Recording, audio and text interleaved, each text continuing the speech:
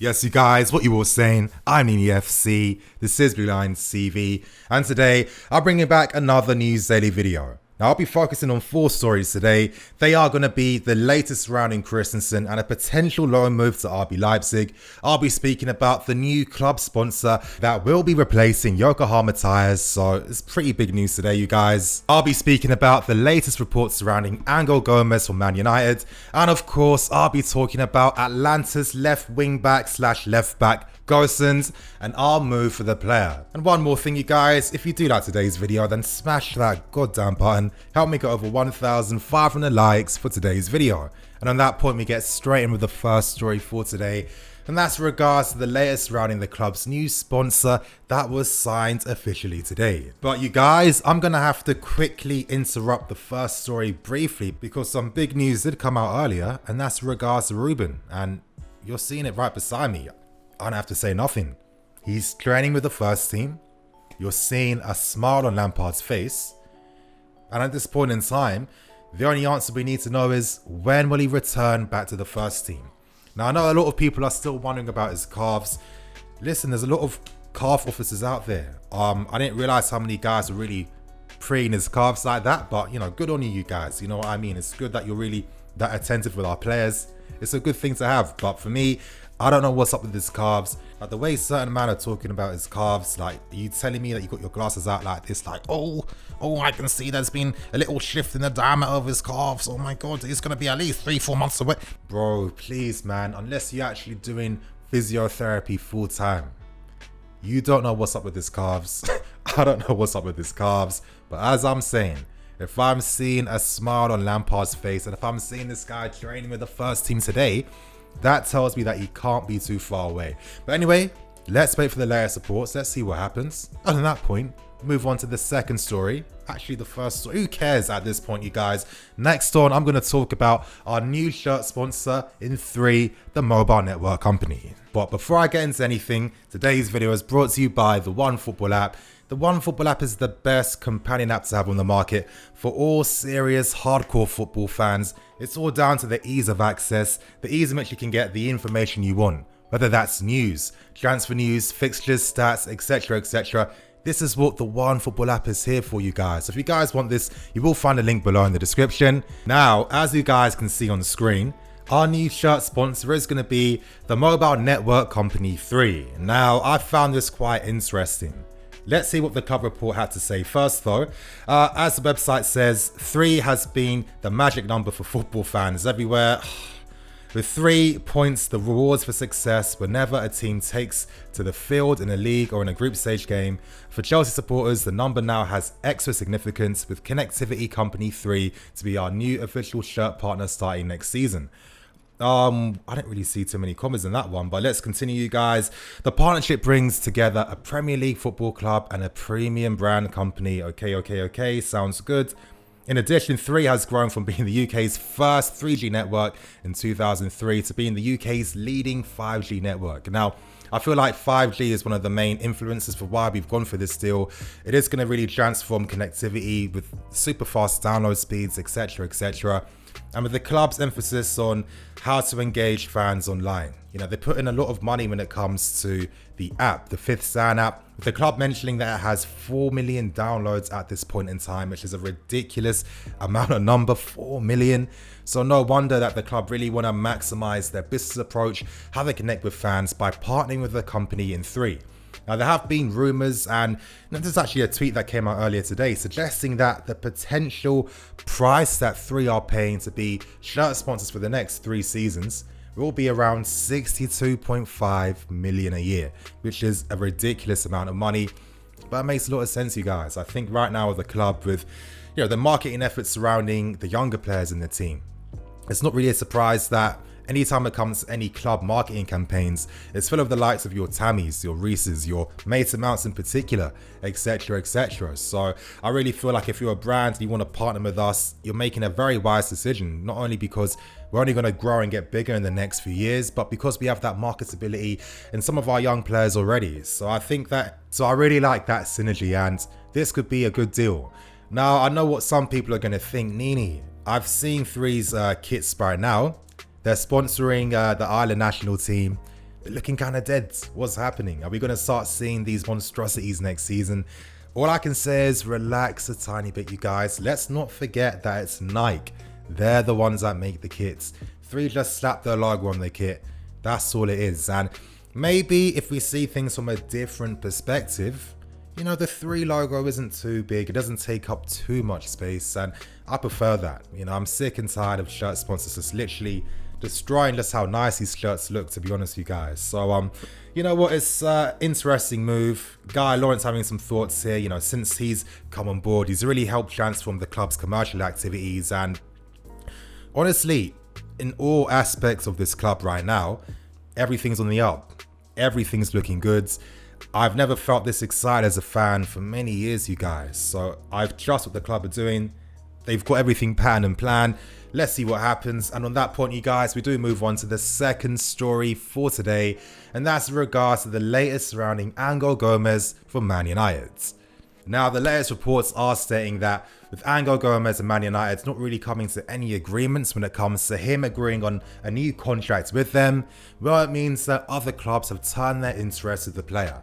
And the reports that have come out from the English media today are suggesting that us and Leicester City are the 2 main clubs actively looking at Angel Gomes from Man United.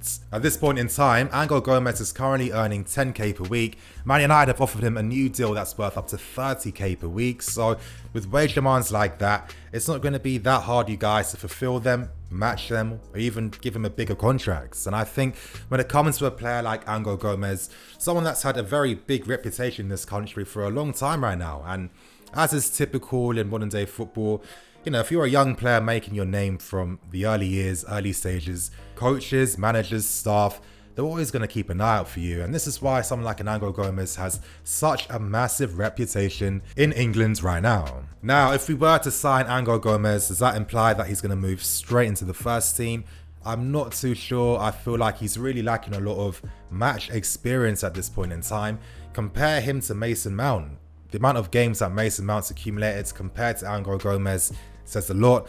And even though Gomes has the technical abilities, he has the eye for the pass, the flashy skills, he can beat a man, he plays the passes, he's brave, he presses high, he has all the attributes that would really complement what Lampard has with us at this point in time, I do feel like it would be a stretch to expect him to have any type of meaningful game time next season. Ideally, he would be the signing we make to really push through our new revamped loan army. You know, I've spoken about this before, you guys. Reports that the club really want to focus the revamped loan army on, you know, tailoring towards players, giving them the maximum amount of focus and attention that these players need. And I really feel like this would be a great move because his contract is close to expiring soon. And if you look at our club right now, you guys, with the football we play, the philosophy, the manager believing in youth as well as having so many national teammates and friends that he already knows, come on. Things get even more exciting, and it's quite interesting to see our club as like, not like a finishing school, that's the wrong words, but our club is like the ultimate goal for the top young English prospects in the country. I think that's a good thing to have, you guys. You know, with a lot of English players maybe not getting the opportunities they deserve, marketing yourself as that type of club is always going to give you that bonus when it comes to deals like this. So in the comment section below, what do you guys think of Angel Gomes? Do you like his skills? Do you like his abilities? Do you think he could be something with us? Personally, I think he could. I like his ability to play between the lines out wide as well. Sometimes I get a little bit of like Boga vibes in the sense that he's comfortable actually carrying the ball in the central areas. But I just think due to his lack of game time, it would be asking too much to expect any consistent game time from the player in the immediate future. So let's see what happens, you guys. And on that point, we do move on to the third story for today, and that's regards to the latest surrounding Gosens from Atalanta. Now, this story has been brought to you guys by the Daily Express, and they're stating that the club have turned their attentions to Gosens, who's valued at around 20 million. Now, this is due to the fact that we're still happy for Marcos Alonso to leave, and at this point, you guys, what these reports are basically stating is that Alonso is officially on the transfer list. You know, he's available. Any single club is interested in him. Call us. talk to us. We'll work out a deal. Let's see what happens. And it's looking like the club are starting to look at alternatives to Alonso and maybe potentially Ben Chilwell as well, because recently his form hasn't been too great. And come on, let's be serious. He's not the finished article. He's just a very good young player that has decent potential. Now, Gosens has been one of the best performing left wing backs / left backs in Serie A this season. When I look at him, I kind of get the vibes of like a Marcos Alonso, but with pace. You know, they're both quite physical, quite tall, both good aerially. They have that goal threat as well. They have a very good shot with their left foot as well. And these are important things. So I think that potentially he could be an interesting player. Unfortunately, I don't have too much information on the player. Of course, I'm not watching Atalanta week in, week out. But who knows? Let's say that reports start to really push interest in the player even more. Of course, then I'd have to speak to my Serie A friends, and hopefully they'll come onto the channel and explain to you guys who exactly some of these players are. Now, the interesting thing is that Atalanta actually signed a new left back in this window. His name is Lennart Zybora. He's a 20-year-old German left back who they did sign from Hercules in the Eredivisie. And could he be a ready-made replacement for Gosens if he does potentially go? Because with Serie A clubs, they always care about profit, they always care about money. They're happy to flip first team players on if it means that they can bring in big money. So who knows? Could this potentially allude to the fact that he could be available in the market in this window? I guess we'll find out, you guys. And in the comment section below, and this is going to be a question specifically for Serie A watchers and Serie A followers, if you have insight to provide us on Gosens, then in the comment section below, tell us what you think of the player. Tell us how you like him. Do you think he's good enough? And on that point, we end things with the final story for today. And that's in regards to Andreas Christensen and interest from RB Leipzig. And you guys, we end things with the final story for today. And that's in regards to the latest support surrounding Christensen and interest from RB Leipzig. Now, reports from Germany today have said that Leipzig have turned their attention to Christensen as Klostermann and Upamecano, their contracts are expiring very soon, and it's looking likely that both players could be leaving. Now, their manager Nagelsmann did state that, yeah, they could turn to the market and look to sign another 19-year-old French defender, but if they do that, that's going to cost them this season. Now, right now in the Bundesliga, they're top. No team's come closer that hasn't been Dortmund or Bayern Munich to winning the Bundesliga. They have a massive opportunity right now, and it's no surprise that they're going for some guaranteed reinforcement to really boost the quality of the team, and Christensen could be that guy. Now, reports state that they have tried to make a loan bid for the player. However, Lampard being so vocal about Christensen and Christensen never leaving this club, that's not going to happen.